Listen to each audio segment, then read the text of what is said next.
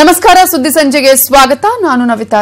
ಈಗಾಗಲೇ ರಾಜ್ಯದಲ್ಲಿ ದಂಗೆ ಏಳಿಸ್ತೀವಿ ಅನ್ನುವಂತಹ ಸಿಎಂ ಹೇಳಿಕೆ ವಿಚಾರಕ್ಕೆ ಸಂಬಂಧಪಟ್ಟ ಹಾಗೆ ಬಿಜೆಪಿ ನಿಯೋಗದಿಂದ ಸಿಎಂ ಕುಮಾರಸ್ವಾಮಿ ವಿರುದ್ಧ ದೂರು ದಾಖಲಾಗಿದೆ. ಮೈತ್ರಿ ಸರ್ಕಾರ ವಜಾ ಮಾಡಬೇಕು ಅಂತ ಹೇಳಿ ಬಿಜೆಪಿ ನಿಯೋಗ ರಾಜ್ಯಪಾಲರಿಗೆ ಆಗ್ರಹವನ್ನ ಕೂಡ ಮಾಡಿದೆ. ವಜುಭಾಯಿ ವಾಲಾಗೆ ದೂರನ್ನ ಕೊಟ್ಟಿದ್ದಾರೆ ಬಿಜೆಪಿ ನಾಯಕರು. ಕೇಂದ್ರ ಸಚಿವ ಡಿವಿ ಸದಾನಂದಗೌಡ, ಸಂಸದೆ ಶೋಭಾ ಕರಂದ್ಲಾಜೆ, ಪಿಸಿ ಮೋಹನ್, ಜಗದೀಶ್ ಶೆಟ್ಟರ್, ಆರ್ ಅಶೋಕ್ ಅವರ ನಿಯೋಗ ಈಗ ಸರ್ಕಾರವನ್ನ ವಜಾ ಮಾಡಬೇಕು ಅನ್ನುವಂತಹ ಆಗ್ರಹವನ್ನ ರಾಜ್ಯಪಾಲರ ಬಳಿ ಕೂಡ ಮಾಡಿಕೊಂಡಿದೆ. ಬಿಜೆಪಿ ನಿಯೋಗ ಈಗಾಗಲೇ ಸಿಎಂ ಕುಮಾರಸ್ವಾಮಿ ವಿರುದ್ಧ ದೂರನ್ನ ಕೂಡ ರಾಜ್ಯಪಾಲರಿಗೆ ಕೊಟ್ಟಿದೆ. ರಾಜ್ಯದಲ್ಲಿ ದಂಗೆ ಏಳಿಸ್ತೀನಿ ಅನ್ನುವಂತಹ ಸಿಎಂ ಕುಮಾರಸ್ವಾಮಿ ಅವರ ನಿನ್ನೆಯ ಹೇಳಿಕೆಯ ವಿರುದ್ಧ ಇವತ್ತು ರಾಜ್ಯಪಾಲರಾಗಿರುವಂತಹ ವಜುಭಾಯಿ ವಾಲಾ ಅವರಿಗೆ ಈಗಾಗಲೇ ದೂರನ್ನ ಕೂಡ ಕೊಟ್ಟಿದೆ. ಮೈತ್ರಿ ಸರ್ಕಾರದ ವಜಾಕ್ಕೆ ಕೇಂದ್ರಕ್ಕೆ ಗವರ್ನರ್ ಅವರು ಶಿಫಾರಸು ಮಾಡ್ತಾರಾ? ಸಾಕಷ್ಟು ಕುತೂಹಲ ಕೂಡ ಮೂಡಿಸಿದೆ ಗವರ್ನರ್ ವಜುಭಾಯಿ ವಾಲಾ ಅವರ ನಡೆ. ಮೈತ್ರಿ ಸರ್ಕಾರಕ್ಕೆ ಈ ಒಂದು ಸಿಎಂ ಹೇಳಿರುವಂತಹ ದಂಗೆಯ ಸ್ಟೇಟ್ಮೆಂಟ್ ಕಂಟಕ ಆಗತ್ತಾ ಅನ್ನುವಂತಹ ಪ್ರಶ್ನೆ ಕೂಡ ಈಗ ಸಹಜವಾಗಿ ಎದ್ದಿದೆ. ಒಟ್ಟಾರೆ ಈಗಾಗಲೇ ಸರ್ಕಾರದ ವಜಾಕ್ಕೆ ಗವರ್ನರ್ಗೆ ಬಿಜೆಪಿ ನಿಯೋಗ ದೂರನ್ನ ಕೊಟ್ಟಿದೆ. ರಾಜ್ಯಪಾಲರು ಏನ್ ಮಾಡ್ತಾರೆ? ಈಗ ರಾಜ್ಯಪಾಲರ ಅಂಗಳದಲ್ಲಿದೆ. ಹಾಗಾಗಿ ಸಾಕಷ್ಟು ಕುತೂಹಲ ಕೂಡ ಈಗ ಮೂಡಿಸಿದೆ ರಾಜ್ಯಪಾಲರ ನಡೆ.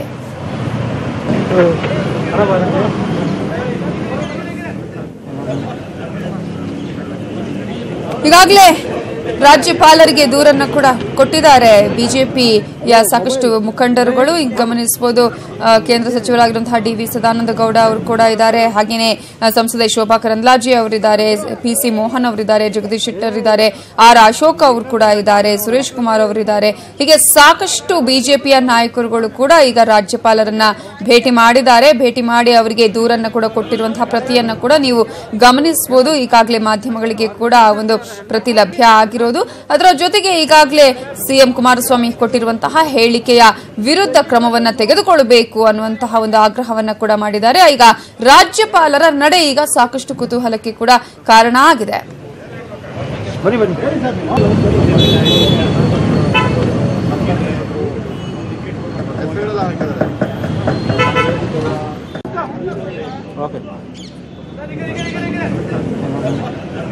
ರಾಜ್ಯದ ಮುಖ್ಯಮಂತ್ರಿಗಳಾದಂಥ ಸನ್ಮಾನ್ಯ ಕುಮಾರಸ್ವಾಮಿ ಅವರ ಇತ್ತೀಚಿನ ನಡವಳಿಕೆಗಳು ಒಂದು ರೀತಿಯಲ್ಲಿ ಇಡೀ ರಾಜ್ಯದ ಜನರಲ್ಲಿ ಅಸಮಾಧಾನದ ಆ ಕಿಡಿಯನ್ನು ಹಚ್ಚಿದೆ. ಒಬ್ಬ ಮುಖ್ಯಮಂತ್ರಿ ಸಮಾಜದಲ್ಲಿ ಆಗ್ತಾ ಇರುವಂಥ ಬೇರೆ ಬೇರೆ ವಿಚಾರಗಳನ್ನು ಹತೋಟಿಗೆ ತರುವಂಥದ್ದು, ದಂಗೆ ಮತ್ತೊಂದು ಅದನ್ನೆಲ್ಲವನ್ನು ಹತೋಟಿಗೆ ತರುವಂಥ ಕೆಲಸ ಕಾರ್ಯಗಳನ್ನು ಮಾಡಬೇಕಾದಂಥ ಮುಖ್ಯಮಂತ್ರಿಯವರು ತಾವೇ ಇಡೀ ರಾಜ್ಯದ ಜನತೆಗೆ ದಂಗೆ ಹೇಳಿ ಅಂತ ಕರೆ ಕೊಡುವಂಥದ್ದು ಪ್ರಾಯಶಃ ದೇಶದ ಇತಿಹಾಸದಲ್ಲಿ ಸ್ವಾತಂತ್ರ್ಯದ ನಂತರದ 70 ವರ್ಷಗಳಲ್ಲಿ ಇದು ಪ್ರಥಮ ಅಂತ ನಾನು ಭಾವಿಸ್ತಾ ಇದ್ದೇನೆ. ರಾಜ್ಯದ ಅವರೇ ಸ್ವತಃ ಪ್ರಚೋದನೆಯನ್ನು ಕೊಟ್ಟು ಇವತ್ತು ರಾಜ್ಯದಲ್ಲಿ ದಂಗೆ ಏರಿಸಕ್ಕೆ ಪ್ರಯತ್ನವನ್ನು ಮಾಡ್ತಿದ್ದಾರೆ.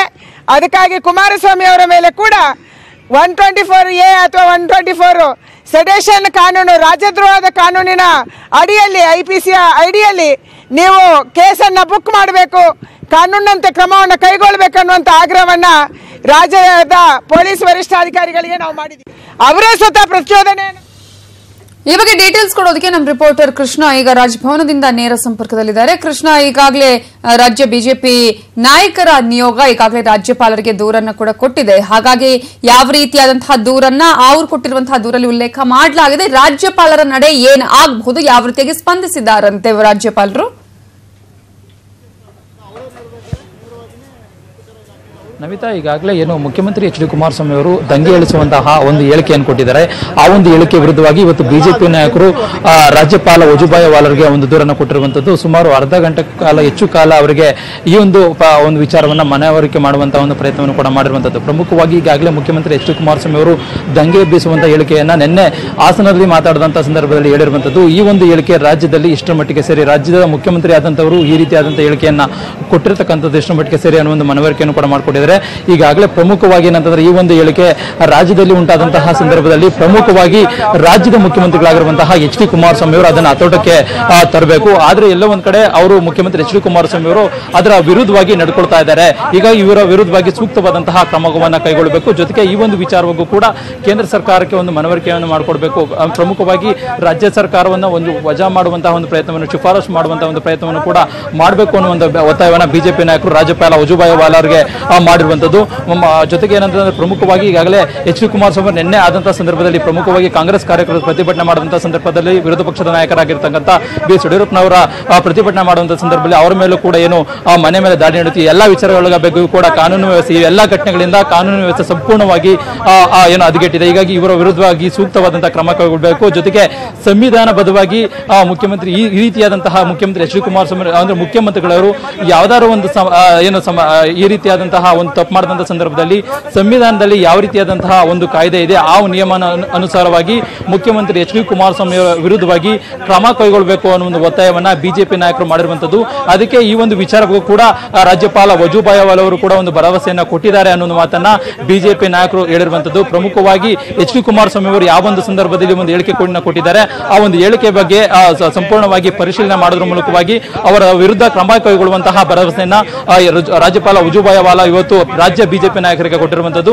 ಪ್ರಮುಖವಾಗಿ ಈಗಾಗಲೇ ದೂರು ಕೊಟ್ಟಂತಹ ನಂತರವಾಗಿ ಪ್ರಮುಖವಾಗಿ ಮುಂದಿನ ದಿನಗಳಲ್ಲಿ ಈ ಮುಖ್ಯಮಂತ್ರಿ ಎಚ್ ಡಿ ಕುಮಾರಸ್ವಾಮಿ ಯಾಕೆ ಈ ರೀತಿ ಹೇಳಿಕೆ ಕೊಟ್ಟಿದ್ರು ಅನ್ನೋ ಒಂದು ವಿಚಾರವನ್ನ ಪ್ರಮುಖವಾಗಿ ರಾಜ್ಯಪಾಲ ವಜೂಭಾಯಿ ವಾಲಾ ಅವರು ಆ ಒಂದು ಹೇಳಿಕೆ ಬಗ್ಗೆ ಪರಿಶೀಲನೆ ಮಾಡಲಾಗಿದೆ. ಜೊತೆಗೆ ರಾಜ್ಯದಲ್ಲಿ ಕಾನೂನು ಏನು ಬಿಜೆಪಿ ನಾಯಕರು ಯಾವ ರೀತಿ ಆರೋಪ ಮಾಡಿದ್ದಾರೆ ಅವೆಲ್ಲ ವಿಚಾರಗಳ ಬಗ್ಗೆ ಕೂಡ ಈಗಾಗಲೇ ಒಂದು ಸಂಕ್ಷಿಪ್ತವಾದಂತಹ ವಿವರಣೆಯನ್ನು ಪಡೆದ್ರ ಮೂಲಕವಾಗಿ ರಾಜ್ಯಪಾಲ ವಜೂಭಾಯಿ ವಾಲಾ ಅವರು ಈ ಕ್ರಮ ಕೈಗೊಳ್ಳುವುದಕ್ಕೂ ಕೂಡ ಪ್ರಮುಖವಾಗಿ ಮುಖ್ಯಮಂತ್ರಿ ಎಚ್ ಡಿ ಕುಮಾರಸ್ವಾಮಿ ಅವರ ವಿರುದ್ಧವಾಗಿ ಮುಂದಾಗಬಹುದು. ಪ್ರಮುಖವಾಗಿ ಏನಂತಂದ್ರೆ ರಾಜ್ಯಪಾಲ ವಜೂಭಾಯಿ ಈ ಒಂದು ವಿಚಾರದಲ್ಲಿ ಮಧ್ಯಪ್ರವೇಶವನ್ನು ಮಾಡೋದ್ರ ಮೂಲಕವಾಗಿ ವಿರೋಧ ಪಕ್ಷದ ನಾಯಕರಾಗಿರುವಂತಹ ಬಿ ಎಸ್ ಯಡಿಯೂರಪ್ಪನವರ ಒಂದು ಹೇಳಿಕೆಯನ್ನು ಕೂಡ ಪಡೆಯೋದಕ್ಕೆ ಅವರು ನಿರ್ಧಾರ ಮಾಡಿರುವಂತದ್ದು. ಜೊತೆಗೆ ಪ್ರಮುಖವಾಗಿ ಮುಖ್ಯಮಂತ್ರಿ ಎಚ್ ಡಿ ಕುಮಾರಸ್ವಾಮಿ ಅವರು ಏನ್ ಹೇಳಿಕೆಯನ್ನು ಕೊಟ್ಟಿದ್ದಾರೆ ಇವರಿಬ್ಬರು ನಾಯಕರ ಒಂದು ಹೇಳಿಕೆಯನ್ನು ಪಡೆದ್ರ ಮೂಲಕವಾಗಿ ಮುಂದಿನ ದಿನಗಳಲ್ಲಿ ಏನ್ ಕ್ರಮ ಕೈಗೊಳ್ಳಬೇಕು ಅನ್ನೋದ್ರ ಬಗ್ಗೆ ಕೂಡ ರಾಜ್ಯಪಾಲ ವಜೂಭಾಯಿ ವಾಲಾ ಅವರು ಇವತ್ತು ನಿರ್ಧಾರ ಮಾಡುವಂತದ್ದು. ನವಿತಾ ಈಗ ಕೃಷ್ಣ ಈಗಾಗಲೇ ಬಿಜೆಪಿ ನಾಯಕರು ಸಮ್ಮಿಶ್ರ ಸರ್ಕಾರವನ್ನು ಕೂಡ ವಜಾ ಮಾಡಿ ಅನ್ನುವಂತಹ ಬೇಡಿಕೆಯನ್ನು ಕೂಡ ಇಟ್ಟಿದ್ದಾರೆ, ದೂರಲ್ಲೂ ಕೂಡ ಸಲ್ಲಿಸಿದ್ದಾರೆ ಅಂತ ಹೇಳಿ. ಸೊ ಈಗ ನೀವು ಹೇಳಿದ್ರಿ ಅಂದ್ರೆ ಯಡಿಯೂರಪ್ಪ ಅವರನ್ನ ಕೂಡ ಇಲ್ಲಿ ಕರೆದು ಮಾತನಾಡಿಸುವಂತ ಪ್ರಯತ್ನ ಮಾಡಬಹುದು, ಹೇಳಿಕೆಯನ್ನು ಪಡ್ಕೊಳ್ಬಹುದು ಅಂತ ಹೇಳಿ. ರಾಜ್ಯಪಾಲರು ಯಾರಿಗಾದ್ರೂ ಈಗ ಟೈಮ್ ಕೊಟ್ಟಿದ್ದಾರಾ ಹೇಗೆ, ಅಥವಾ ಮುಖ್ಯಮಂತ್ರಿ ಅವರನ್ನು ಕೂಡ ಕರೆದು ಮಾತನಾಡಿಸುವಂತ ಪ್ರಯತ್ನ ಆಗಬಹುದಾ ಹೇಗೆ, ಅಥವಾ ನೇರವಾಗಿ ಕೇಂದ್ರ ಸರ್ಕಾರದ ಅಂಗಳಕ್ಕೆ ಹೋಗುತ್ತಾ ಇದು? ಸದ್ಯಕ್ಕೆ ನವಿತಾ ಪ್ರಮುಖವಾಗಿ ಈಗಾಗಲೇ ಬಿಜೆಪಿ ನಾಯಕರು ಏನು ದೂರು ಕೊಟ್ಟಿದ್ದಾರೆ ಆ ಒಂದು ದೂರಿನ ವಿಚಾರವಾಗಿ ಒಂದು ಪರಿಶೀಲನೆ ಮಾಡುವಂತಹ ಸಾಧ್ಯತೆ ಇದೆ. ಪ್ರಮುಖವಾಗಿ ಅವರು ಆರೋಪ ಮಾಡುವಂತಹ ಏನೋ ಒಂದು ಆರೋಪ ಮಾಡಿದ್ದಾರೆ ಆ ಆರೋಪಗಳಿಗೆಲ್ಲ ಸಂಕ್ಷಿಪ್ತವಾದಂತಹ ವಿವರಣೆಯನ್ನ ಪ್ರಮುಖವಾಗಿ ರಾಜ್ಯಪಾಲ ವಜೂಭಾಯಿ ವಾಲಾ ಅವರು ಇವತ್ತು ರಾಜ್ಯ ಬಿಜೆಪಿ ನಾಯಕರಿಗೆ ಕೇಳಿರುವಂತದ್ದು. ಅದರಂತೆ ಎಚ್ ಡಿ ಕುಮಾರಸ್ವಾಮಿ ಅವರು ನಿನ್ನೆ ಏನು ಹೇಳಿಕೆಯನ್ನ ಕೊಟ್ಟಿದ್ರು ಅವೆಲ್ಲ ಹೇಳಿಕೆಗಳ ಬಗ್ಗೆ ಸಂಪೂರ್ಣವಾದಂತಹ ವಿಡಿಯೋವನ್ನ ಸಂಪೂರ್ಣವಾಗಿ ಇದೀಗ ರಾಜ್ಯಪಾಲ ವಜೂಭಾಯಿ ಅವರಿಗೆ ಕೊಟ್ಟಿರುವಂತದ್ದು. ಈಗಾಗಲೇ ಆ ವಿಡಿಯೋವನ್ನು ಕೂಡ ರಾಜ್ಯಪಾಲ ವಜೂಭಾಯಿ ವಾಲಾ ಅವರು ಯಾವೊಂದು ಸಂದರ್ಭದಲ್ಲಿ ಆ ಒಂದು ಹೇಳಿಕೆಯನ್ನು ಕೊಟ್ಟಿದ್ರು ಅನ್ನೋದ್ರ ಬಗ್ಗೆ ಕೂಡ ಸಂಕ್ಷಿಪ್ತವಾದಂತಹ ವಿವರಣೆಯನ್ನು ಕೂಡ ಅವರು ಪಡ್ಕೊಳ್ಳಿದ್ದಾರೆ. ನಂತರವಾಗಿ ಯಾವ ರೀತಿಯಿಂದ ಕ್ರಮ ಕೈಗೊಳ್ಳಬೇಕು ಅನ್ನೋದ್ರ ಬಗ್ಗೆ ಕೂಡ ಪ್ರಮುಖವಾಗಿ ಅವರು ಚರ್ಚೆ ಮಾಡ್ತಾರೆ. ಈಗಾಗಲೇ ಸದ್ಯಕ್ಕೆ ಈಗಾಗಲೇ ಬಿ ಎಸ್ ಯಡಿಯೂರಪ್ಪನವರನ್ನು ಕೂಡ ಅವರು ಕರೆದು ಮಾತನಾಡುವಂತಹ ಸಾಧ್ಯತೆ ಇದೆ. ಮತ್ತೊಂದು ಕಡೆ ಮುಖ್ಯಮಂತ್ರಿ ಎಚ್ ಡಿ ಕುಮಾರಸ್ವಾಮಿ ಅವರನ್ನು ಕೂಡ ಕರೆದು ಬಂದು ಮಾತನಾಡುವಂತಹ ಸಾಧ್ಯತೆ ಕೂಡ ಇದೆ. ಈ ಮೂಲಕವಾಗಿ ಸರ್ಕಾರದಲ್ಲಿ ಉಂಟಾಗಿರ್ತಕ್ಕಂತಹ ಗೊಂದಲಗಳೇನಿದೆ ಆ ಗೊಂದಲಗಳನ್ನ ನಿವಾರಣೆ ಮಾಡೋದಕ್ಕೆ ಇದೀಗ ರಾಜ್ಯಪಾಲ ವಜೂಭಾಯಿ ವಾಲಾ ಅವರು ಮಧ್ಯಪ್ರವೇಶವನ್ನು ಮಾಡೋದ್ರ ಮೂಲಕವಾಗಿ ಈ ಒಂದು ಎಲ್ಲಾ ವಿಚಾರಗಳಿಗೂ ಕೂಡ ಒಂದು ತೆರೆ ಎಳೆಯುವಂತಹ ಸಾಧ್ಯತೆ ಇದೆ.